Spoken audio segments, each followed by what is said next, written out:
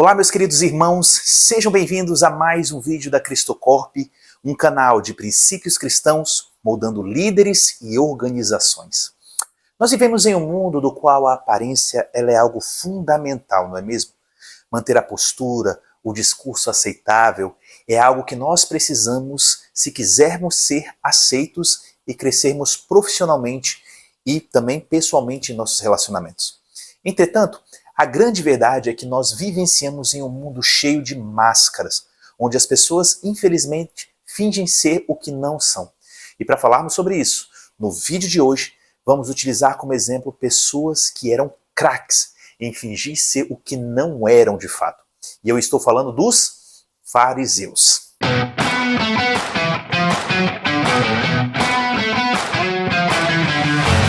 Mas, primeiramente, vamos ler o que diz o texto de Mateus capítulo 23, do versículo 1 ao 4. Então, Jesus disse à multidão e aos seus discípulos: os mestres da lei e os fariseus se assentam na cadeira de Moisés. Obedeçam-lhes e façam tudo o que eles lhes dizem. Mas não façam o que eles fazem, pois não praticam o que pregam. Eles atam fardos pesados e os colocam sobre os ombros dos homens, mas eles mesmos não estão dispostos a levantar um só dedo para movê-los. O capítulo 23 do Evangelho de Mateus registra um dos discursos mais fortes e confrontadores de Jesus. Diferente de outras passagens em que ele se dirige a multidões de pecadores, enfermos, pessoas marginalizadas, aqui Jesus fala diretamente contra a postura dos líderes religiosos da época, que eram os escribas e os fariseus. Eles eram reconhecidos na época pelo conhecimento da lei, pela eloquência em seus discursos e também pela autoridade religiosa. Mas algo essencial lhes faltava, que era a coerência entre aquilo que eles ensinavam e aquilo que viviam. Foi então que Jesus usou esse momento da passagem bíblica não apenas para denunciar um erro religioso, mas para revelar um problema humano profundo e atemporal, que é a hipocrisia. E é interessante que, ao analisarmos a passagem, Jesus reconhece que o ensino, o conteúdo ensinado por eles era correto, mas ele destaca algo decisivo. O exemplo que eles davam era incoerente com aquilo que eles pregavam. Então, o problema não estava apenas no que eles diziam, mas no fato de que as palavras deles não eram praticadas nem por eles mesmos.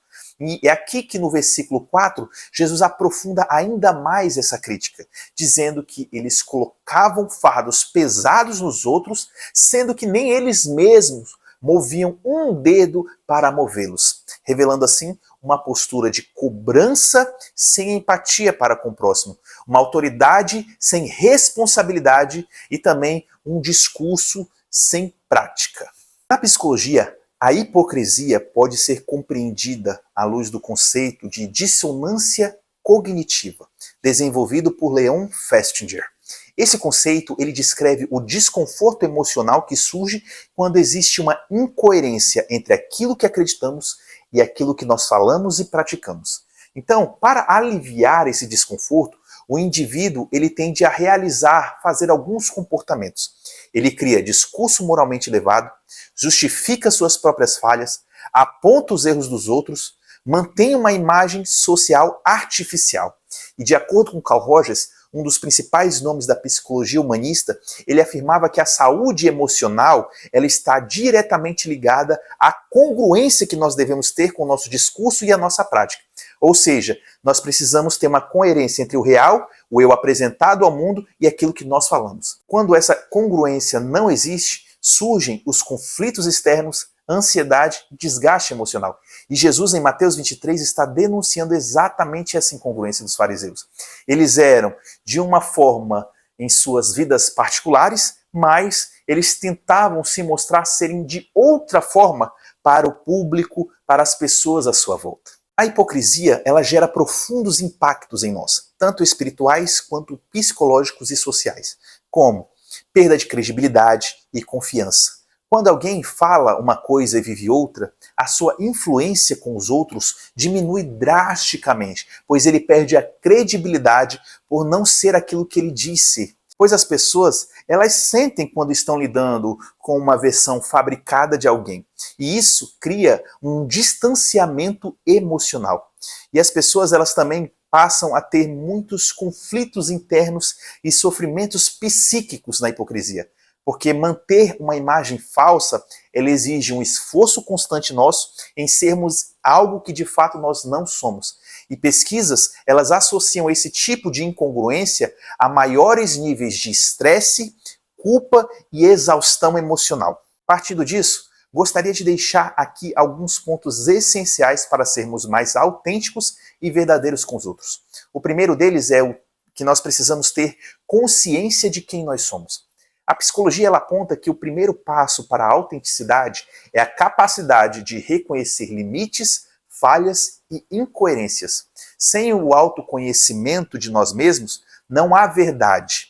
E é como aquela famosa frase do oráculo de Delfos: conhece-te a ti mesmo. Ou seja, conhecer a si mesmo é mergulhar profundo no seu interior, buscando sempre a verdade ao próprio respeito.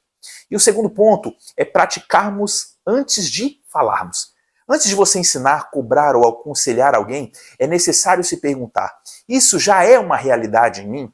Pois a prática, ela valida a palavra que nós afirmamos. Então não seja aquela pessoa do famoso ditado: faça o que eu digo, mas não faça o que eu faço. Na verdade, que o seu ditado seja: faça o que eu digo, pois eu faço o que eu falo. O terceiro ponto é a vulnerabilidade saudável. Pesquisadores como Brené Brown mostram que a vulnerabilidade não é uma fraqueza, mas dependendo da situação é um sinal de coragem. Então, admitir as falhas pode nos aproximar, na verdade, dos outros, pois demonstra assim a nossa humanidade, sendo que nós não somos perfeitos e nós precisamos aceitar isso. O quarto ponto é a coerência no nosso cotidiano. A autenticidade, ela não se constrói em discursos públicos, mas nas pequenas atitudes diárias, onde poucas pessoas ou quase ninguém está observando. Então, não se preocupe com um grande público que te observa ou espera algo de você. Na verdade, seja quem você é, independente de quem estiver à sua volta. E o quinto e o último ponto é o alinhamento entre quem somos e como nós somos vistos. A ciência social mostra que quando há coerência entre a identidade interna e o comportamento externo, as pessoas elas são percebidas como confiáveis e verdadeiras. E isso se aplica aos tópicos que nós abordamos anteriormente. Nós precisamos ser congruentes, autênticos e autoconscientes de nós mesmos. Jesus, séculos antes das teorias psicológicas modernas, ensinava um princípio fundamental da saúde mental humana. A verdade começa no interior e se manifesta na prática exterior.